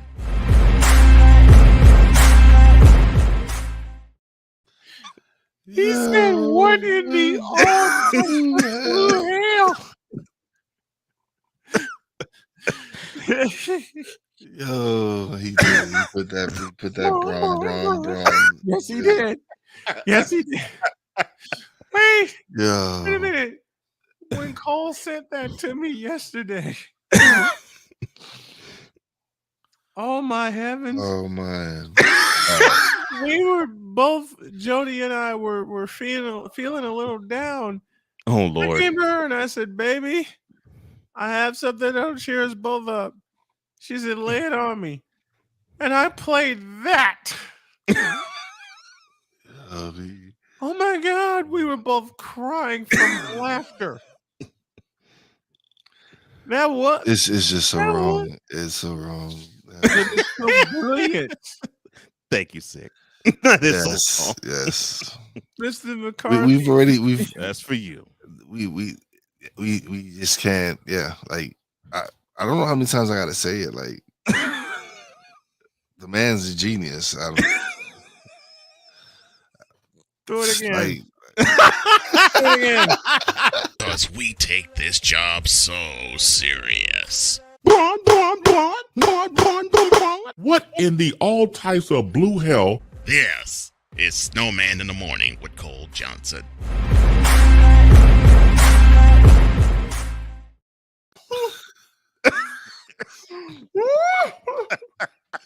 yeah. Yeah, I need the audio for that. I need the audio for that. Same. I need the audio for that. I knew I'd my pop God. Brian. I know it's gonna pop you wise with that one.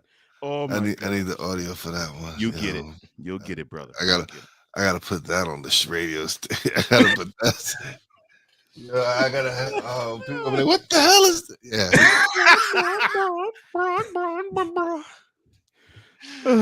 Oh my gosh. All right. Let's have some more fun, shall we? Let's go down to the Triad, Winston-Salem, North Carolina, and welcome Jay Spivey to the program. Good morning, Jay. Good morning, gentlemen. How are you doing? Doing good. How are you, my man? friend? How are you, brother? Doing great. Doing great. All right, Jay. I was gonna be nice, but I'm not in the mood to be nice. Patrick Swayze said, "Just be nice until it's time to not be nice." And now it's the time to not be nice. There's a certain broadcaster that you and I both know very well. We won't mention any names. Wait, are you putting that in quotes that he's a broadcaster? Yes, I am. Wow. There is, matter of fact, while I got this in front of me, there is a certain quote broadcaster, close quote, Broad quotes. Okay. That thinks, and I capitalize that word, he knows what he's doing. Not. Yeah, you hit that right on the head. Okay, so why are both you and Jay Snow feeling this way about this guy, sir? Have you heard him broadcast a football game? Or any other sport for that matter. Thank you. Oh God. I mean, that I brutal? know sometimes I struggle with baseball, especially given my health situation, but doggone it, you're not when you're flying solo in the booth, which Vin Scully did brilliantly for 60 plus years. You're not supposed to be talking to everybody while a pitch is being thrown. Oh Lord. There you go. And not only that, So does not know play-by-play etiquette. Okay. Well, my thing is, don't be a homer. I don't care who you're broadcasting for. Exactly. Well, at that least totally tell goes the- without saying. Yeah. At least tell the truth. Right. Well, listen, I sort of get it for local broadcasters. Yes. But even that I disagree with because, I'm a journalist. I'm of the mind where you're supposed to be unbiased and objective. Mm-hmm. This person and many others, I don't mean to lump him into one person, but there are so many people like him and others who feel like they need to be the show and they're not. Mm-hmm. That's the problem. And he appears on his on many of his shows on his own network. Yeah. When he ain't supposed to be there. No. when he ain't supposed to be there. You heard what I said. He pops up on all these people's shows, so he ain't supposed to be there. Yep. So it's all about him, basically. Yes. Basically. And some of this guy's posts that Jay has sent to me, good grief. Jay, take the floor, please. Well, I want to talk about his team, the Panthers. Okay. Thank you for getting me off. Okay, so when is Cam coming back? He better not be coming back. By the way, he worships Newton as well as many other people down this way for some unknown reason. Yeah, unknown being the operative word. As you guys know, and you've heard me for 2 years or more now. I am not Newton's biggest fan by any stretch. Right. He is one of the most overrated players I have ever seen. For all the accolades he's gotten and all the notoriety he's gotten through media and social media, what has he done? Not a damn He came in last year they signed him for some unknown reason other than to sell tickets. He didn't do a damn thing. Was I'm terrible. back to stinking up the joint. Superman. Superman. I mean, and then you got a quote unquote quarterback competition. Please. And oh yeah. And then there are a lot of people that were, including our favorite Homer, quote unquote, that said, oh my God, Sam Darnold is leading the team. Baker Mayfield's the starter. Why was Matt Rule selling this to be a quarterback competition so because he is hanging on by a thread as a coach. Mm-hmm. And these coaches, whether it be high school, college, or NFL, they all think they're trying to hide something from people. Yeah. Anybody who has any thimbles worth of sense knows that Baker Mayfield will start on September 11th. Yep. Against the Cleveland Browns. Against the Cleveland Browns. And it would take a colossal failure by Baker Mayfield, which is possible, week 4 against the 49ers 2019. It would take a colossal failure to remove him from that starting role. Well, they didn't get him not to play him. All Sam Darnold's accolades will be during the preseason and preseason only. When they brought in Baker Mayfield, he's the starter, and they're going to save that until September 10th. Watch. Sad. He'll probably, knowing Matt Rule, he'll probably wait till kickoff to decide who's going to be the quarterback or announce who's going to be the quarterback. When we all know who the starting quarterback is going to be. Wait until we see Baker Mayfield jogging on the field, and a lot of Panther fans that you and I both know, Jay, be shocked out of their seats. But those of us with a lick of sense, already know that Baker Mayfield is going to be the starting quarterback. Period. Well, they had 4 quarterbacks play Saturday against the Commanders, and none of them, if you combine all 4 of them, they're not worth one. Aaron Rodgers or Tom Brady or whomever else. Not even close. The Panthers got lucky. They didn't build their offense around a competent quarterback. And yes, I said the word competent because there's a lot of incompetence in that quarterback room in Carolina. They built their offense around Christian McCaffrey. Again, I hope he gets healthy, but logic tells me he's probably not going to be healthy for the rest of his career. Once you start getting beat up, it's hard to recover from that. Yeah, it is. It is.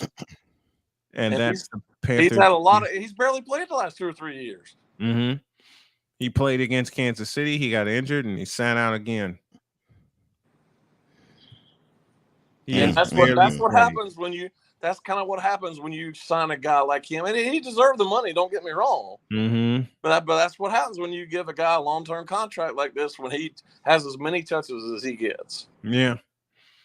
And they built it around. They built it around McCaffrey, instead of getting a competent quarterback or a competent coach. Exactly. And let's face it, guys. Let's face it. David Tepper is one of the richest owners in the NFL. Let's be honest. If it weren't for Matt Rule's contract and the amount of years of money he has still left on it, he would not be coaching this team this season. Exactly. Yeah. So Matt Rule's going to get a chance to live out his entire contract and get his butt handed to him when he gets out the door. Mm-hmm. He had no business coaching in the NFL. None. He had a little bit of success at Temple and a little bit of success at Baylor. And then they want him. But what has he done? And I mean, he's not an NFL coach. He's not a quarterback whisperer. Apparently he's supposed to be, but after what I saw Saturday, I'm still not convinced. After what I've seen under his tenure, and other than Ron Rivera, who I think is a class act. Mm-hmm. Oh, he definitely is a class act. These two teams deserved each other Saturday. Yes, they are two clown shows. 100%, Jay. 100%, Jay. And I know the owners are clowns. Both owners are clowns. Completely different reasons. Yeah. Tepper just wants to be the show and has zero clue what he's doing. No. Daniel Snyder should have been kicked out of the league years ago for all the crap he's done. Yes. Yeah, but his partners don't have the stones to throw him out. And the NFL doesn't either. Yeah. Yeah. We got a question for you from the chat. Drew Willingham says, does Matt Rule last the entire season if he's not the right fit? Well, we already know he's not the right fit now. Mm-hmm. I think the only way he would get fired is if they start like 0-6 or 1-7 or something like that. Why didn't they pull the trigger after they went 3-0 and then lost 6 in a row, I think? Just like I said, it's that contract. Mm. David Tepper doesn't want to just hand money to a coach who's not doing his job. And as far as him being a quarterback whisperer whatsoever, and as far as him being a quarterback whisperer, what is he whispering to the quarterbacks? Do you? That's the only thing he's whispering to him. Mm-hmm. Well, there's a quarterback who played the majority of snaps on Saturday who has no business being an NFL quarterback. PJ Walker's awful. Yes. And what he got, it's unfortunate, but yeah. Look at the stats here. That is unfortunate because he was an XFL. He had 19 pass attempts, was 10 for 19 for 138 yards. But most of them were like 5 or 10 yard passes. Right, it was dump offs. Mm-hmm. It was dump offs. Checkdowns. Got sacked twice. So typically, as I've told you guys before, it's the worst top position at any level of football. Yep. Most of these guys pull down as soon as they get any pressure whatsoever and they start running. And they get hurt. And that's exactly what he did on the little bit I saw Saturday because I was busy with some other work stuff. But every time he got any kind of pressure, he started running. And I'll mention this quarterback's name again, who is regressing right before our eyes because of that. Lamar Jackson. Same situation. Well, he's another one, just like Robert Griffin III. You're going to get hurt. You're going to get hurt in the NFL playing that way. RG3 had a knee injury before a playoff game and has not and will not ever be the same. And I know Russell Wilson's had a few injuries the last couple of years, but Russell knows how to slide in and kind of avoid contact. Mm-hmm. Yeah. These other guys don't know how to do that. Well, Russell Wilson also played baseball. Yeah, that's my point. Well, that's sort of my point. Yeah, that's what did that. That's for him, right? They know when to slide. Mm-hmm. And I understand you got to run sometimes when you're a quarterback. I get that, but you can't run anytime there's any kind of pressure whatsoever. Yeah, true. When you see a blitzer, your first instinct all the time as a quarterback should not be, oh, I'm now a running back. Mm-hmm. Right. Yeah, it shouldn't be. It should be you are a distributor. You basically are a football equivalent of a point guard. Well, you can see the last couple of years that strictly talking about Lamar Jackson, the Ravens receivers really get frustrated a lot of times by his doing that. Well, I hope his coaches got frustrated with him when he tucked the ball in one too many times, tried to scramble, and ruined the team's field position. Mm-hmm. If not the flow of their offense, if not the flow of the team, if not the rest of their regular season and the rest of their season period, when he got injured off of a scramble. Right. Yep. Victor Locke has a great comparison. Cordell Stewart, anybody? Slash. Oh, I mean, Slash. I mean, he threw more at Colorado than he did in the NFL. Anything, Let's say yeah. hi to a couple fans, Latina American. Thank you for You know what's joining up, us. Andrew, thank you for joining Thank us. you, Jonas, Andrew. Thank you, Drew. But these running quarterbacks do not know when to slide. I'll give you a perfect example of a running quarterback that learned to be a pocket passer but still used his running ability. Does the name Hall of Famer Steve Young mean anything Oh, to you? yes. Yeah. He And ran for his had he life in not- Tampa. Woo! Mm. Had Ran he for his not life had- there. Had he not had the concussion issues that he had, Yeah. we all know, especially that last hit he took against the Cardinals, Oh, Aeneas yeah. Williams. where he just got That was- smashed. He got That's one of the clobbered. nastiest clean hits I've ever seen in my life. It was very much a clean. It was very much a clean hit, but he got clobbered He by got Aeneas clobbered. Williams. Ugh. And the way they took him off the field, I knew that would be his last I snap. knew that was his last snap too. I'm like, oh man. But see, with Steve Young, getting in the right system helped. Thank you, Bill Walsh. Yes. Thank you, George Seifert. Thank you, Mike Holmgren and Mike Shanahan. Holmgren Because too, yeah. the majority of Steve Young's career was his offensive coordinator was Mike Shanahan. Right. Okay. But you know, Snow, you mentioned something right there. Look how all four of those coaches were head coaches at one point or another. Mm-hmm. Exactly. Look how good how that position was coached then compared to now. Yes. Well, of course. But look, but like before you came on, Jay, we were actually talking about Andy Reid, and I said, you know, you want to know the goodness of Andy Reid? Think about this. Michael Vick's best year as an NFL quarterback came when he was a quarterback underneath Andy Reid. Under Andy Reid. Yep. That is all you need to know about how well that position can be coached by somebody who knows the position versus, like you say, Jay, how the position is coached now. It's like the last however many years the Chiefs have been really good. Everybody talks about why Eric Bieniemy has not gotten the job. Well, to me, I think there are two reasons. If you look, a lot of people forget about his record. Just look at it, just even Wikipedia him and see what he did when he was at Colorado. He got in a lot of trouble when he was at Colorado. Yeah, I think he a did. lot of people skittish over that. Mm-hmm. Now, I understand you get redemption. And I'm sure he's done that. And I'll give him praise for that. But as I've said to you guys before, Andy Reid is really the offensive coordinator for the Chiefs. It is obvious he is when you watch the Chiefs game. Yeah. Of course he is. Yeah. So he's staying put as OC of the Kansas City Chiefs. Well, I mean, I understand a lot of people are upset that he's not gotten the job, and he probably deserves the job. But I think a lot of it is his record and it's obvious just watching the Chiefs game because they're on TV so much that Andy Reid's really the offensive coordinator. Yeah. In crunch situations, Andy Reid is always the one making the decisions.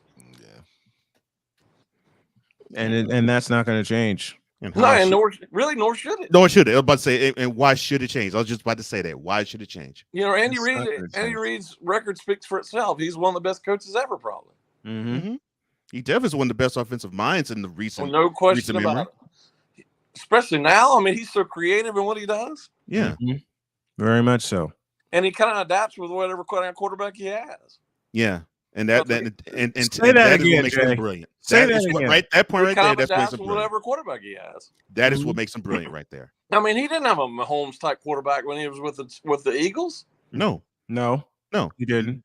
Neither Vic nor McNabb were, And when he was offensive coordinator for the Packers, I mean, and Brett Favre wasn't. Favre right. was sort of like that when he was younger, but he kind of changed as he got older.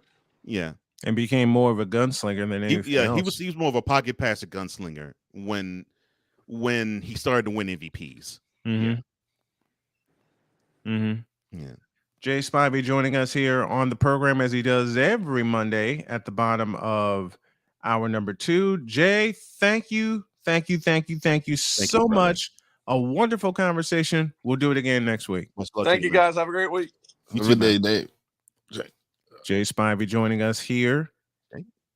And let's close with some comments before we get out of here. And let me say hello to our new set of listeners at Open Talk Radio 313, The Flash, based out of Detroit, Michigan.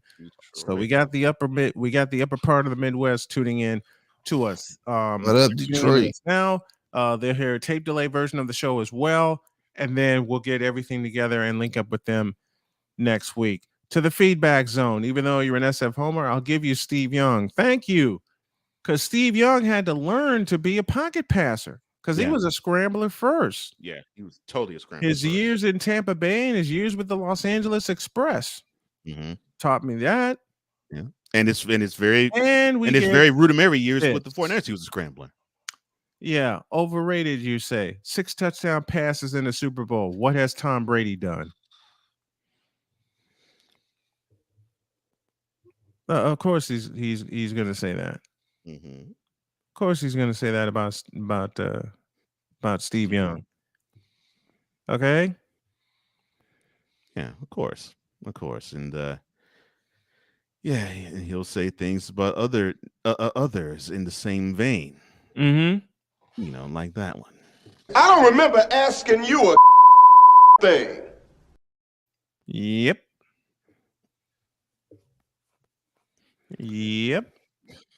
And then Latino American said this, and then backed it up with this reasoning.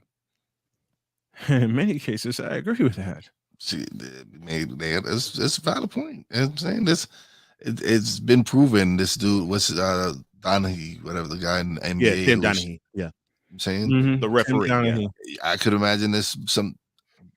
It hasn't been proven, but I'm probably sure it's been done in football. Where people threw some games or whatever, or try to, hey, don't cover the spread or whatever, or don't cover the spread. Yeah, I'm saying so. It doesn't. Nothing surprised me. Nothing. It's like whenever it comes to money in sports. And then you got all of the daily fantasy things, and it's a lot of money. It's a lot of money. Yeah, sports betting generates a lot of money. Yeah. Yes, it does. Yeah, sports betting has made this thing blow up, and the daily fantasy services. Good Lord. And now, how many fantasy football leagues are there now? People playing too damn many. Some of these leagues are worth thousands of dollars. Yep. I've had so many people ask me to be in their fantasy league. I'm like, nope. I played my only fantasy football season. I got lucky enough to win, and that was 1998. And they asked me, who were your quarterbacks? Would you believe Peyton Manning and Steve Young? I'm like, damn it, no wonder you ruled that league. I said, look, it took until me making a decision when they played each other to start Steve Young and sit Peyton Manning, and Steve Young and the 49ers wound up winning that game. So I played fantasy football twice because my friend Tony Midas got me involved. And then I did one with 3 times. And then I did one with full press coverage. This is my thought on fantasy football. And a lot of people are going to not like me for this. For me, it feels like homework. I track the players, as they go. I don't think about fantasy points and things like that. I want did they win the game or not? Did my team win or not? That's about the extent of it for me. Yeah. That's about the extent of it. Because one more before we get out of here. Why is El Jefe? There's plenty of whistleblowing on the corruption in sports. Yep. Who's the receiver that got busted? Oh, you talking about the guy from Atlanta? Yes. I cannot think of his name. I'm so sorry. While y'all think about this, I had to respond to this.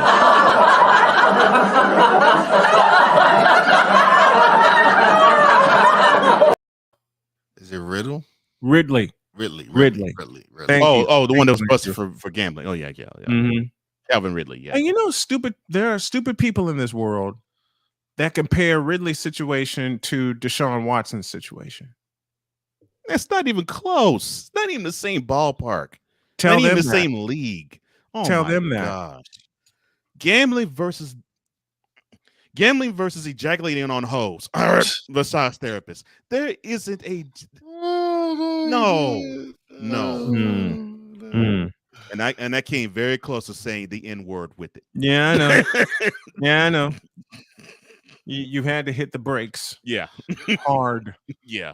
You had to hit the brakes. Trust me. Been there, done that, got the t-shirt, burnt the sumbitch when I got done with it. And by the way, Mr. Rod.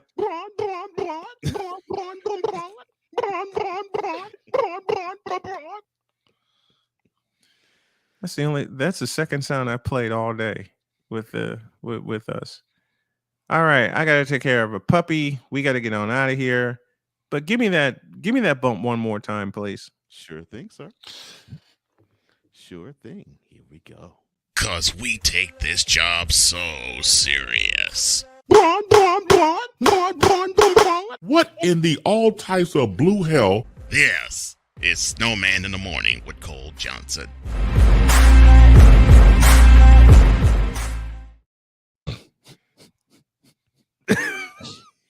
And that seals the deal on this. Nice.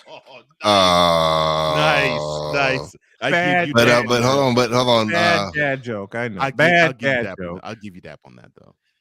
But Sick said something interesting. Oh, and all I had to say to that is that's all I gotta say. All right. No problem, Sick. Okay. And this ridiculousness. Yeah, that's what I laughed on. I know. Hey, Rod, I hate to do this because I love you dearly, but quit being Tone deaf.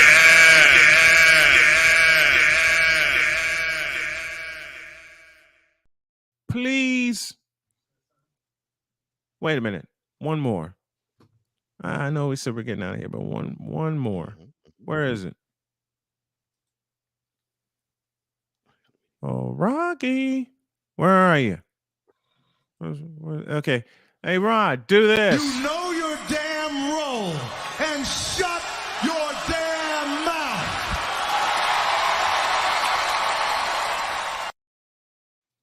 Know your role and shut your mouth. We're out of here. Have a great day. God bless. Remember to make your next move your best move. And always remember, if your dreams don't scare you, then they are not big enough.